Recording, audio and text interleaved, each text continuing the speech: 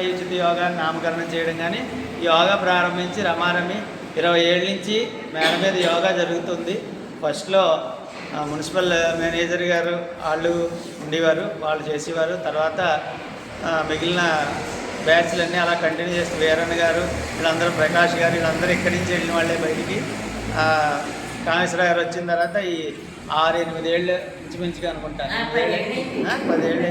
10 ఏళ్ళ నుంచి కామేశ్వర గారు ఆధ్వర్యంలో మీ అందరూ యోగా చేస్తున్నారు. అలాగే రామకృష్ణ గారు వచ్చి 4-5 ఏళ్ళు అయింది అనుకుంటున్నాను నేను. అయిందండి 4-5 ఏళ్ళు, 6 ఏళ్ళు అయిందా? అప్పటి నుంచి ఆయన కూడా మీకు యోగా గురువు గారు తయారయ్యారు. అలాగే మన మేడం గారు పాపం ఈ మధ్య ఏదో కొంచెం ఆరోగ్య కారణాలు రీత్యా రాలేకపోయినా మేడం గారు మీకు కావాల్సి ఆన్లైన్ యోగా శిక్షణ కావాల్సి మేడం గారు ఇస్తారు, అది మాత్రమే ఆల్వేస్. కాబట్టి ఇవాళ రామకృష్ణ గారి పుట్టినరోజు సందర్భంగా ఈ అందరికీ కూడా భగవంతుడు ఆయనకి ఆయన కుటుంబానికి ఆయురారోగ్య ఐశ్వర్యాలను ప్రసాదించి సర్వదా వెంట జంట ఉండి ఆయన నడిపించాలని ఆకాంక్షిస్తూ ఈ కార్యక్రమానికి ముందుకు నడిపించవలసిందిగా ఈ యోగా గురువు గారు, ఈ సత్యసాయి సేవా సమితి కన్వీనర్ శ్రీ చక్కా కామేశ్వరరావు గారిని కోరుతూ, అలాగే రామకృష్ణ గారిని వచ్చి ఇక్కడ ఆశీనులుగా అమ్మని కోరుతున్నాను.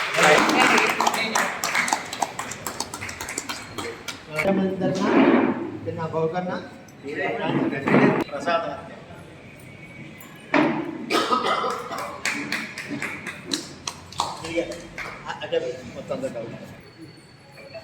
గిరిగారు ఫోటోలు మాత్రం తీయలేదండి.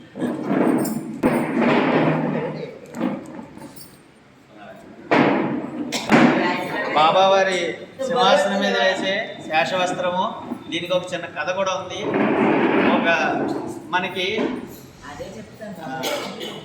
తిరుపతిలో స్వామివారికి తెల్లవారుజామునే చేసేటువంటి అభిషేకం తర్వాత స్వామికి ఒక అంగీ కడతారు వెంకటరమణమూర్తి.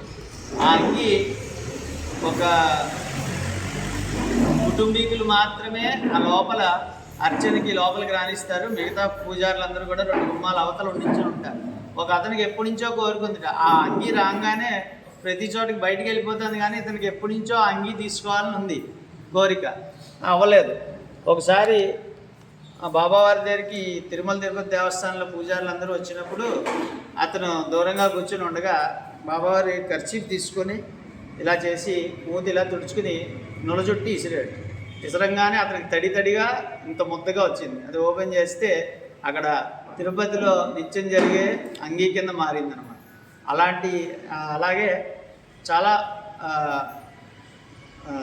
చోట్ల ఇది ఇవ్వగా కొంతమందికి ఆరోగ్యం కుదుటపడటం అవన్నీ ఉంటుంటాయి. కాబట్టి ఇక్కడ కూడా మనం ఎప్పుడు స్వామికి వేసినవి కొత్తవి తీసి ఒకసారి వాష్ చేసి కానీ, లేకపోతే అలాగే కొత్తగా ఉంటే అలాగే కానీ ఎవరికైనా ఇస్తూ ఉంటాం. ఎక్కువ ఫంక్షన్ అయినప్పుడు పంచిపెడతాం.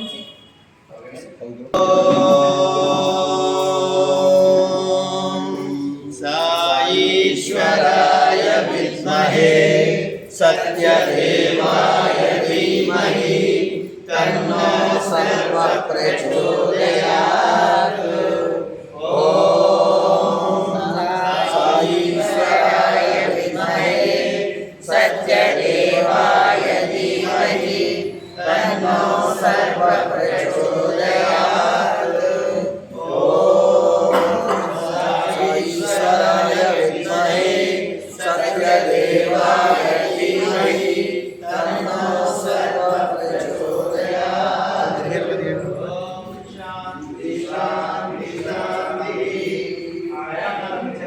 శాంతి శాంతి శాంతి. పూర్వం మనకి పుట్టినరోజు అనగానే గుడికి తీసుకెళ్ళి లేదా పొద్దున్నే స్నానం చేయించి కొత్త బట్టలు వేసి గుడికి తీసుకెళ్ళి అక్కడ దేవుడికి దండం పెట్టి ఇంటికి తీసుకొచ్చేవారు. ఇప్పుడు అర్ధరాత్రి లేచి ఆ కేక్ కట్ చేసి కోడిగుడ్లు వేసి మొహాన్ని కొట్టుకోవడం, పిండులు రుద్దుకోవడం, వీరు బాటలు కొట్టడం, టమాటాలు కొట్టడం, ఇలాంటి అంటే అక్కడ ఎంత చిరాకైందంటే ఫస్ట్ది వేస్ట్ ఆఫ్ ఫుడ్.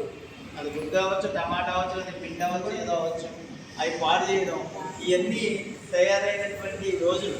కాబట్టి ముందు మన ఇంట్లో అలాంటివి జరగకుండా చూసుకుంటే, ఏంటంటే దీపం వెలిగించాలి కానీ ఉన్నది ఆర్పడం, ఈ క్యాండిల్ వెలిగించి ఆర్పడం ఇవన్నీ వస్తూ ఉన్నారు. అలాంటివి మనం ముందు, ఎందుకంటే ఒక్కళ్ళు వ్యక్తి నుంచి సమాజం మారితేనే మనకంతా సుభిక్షంగా ఉంటుంది.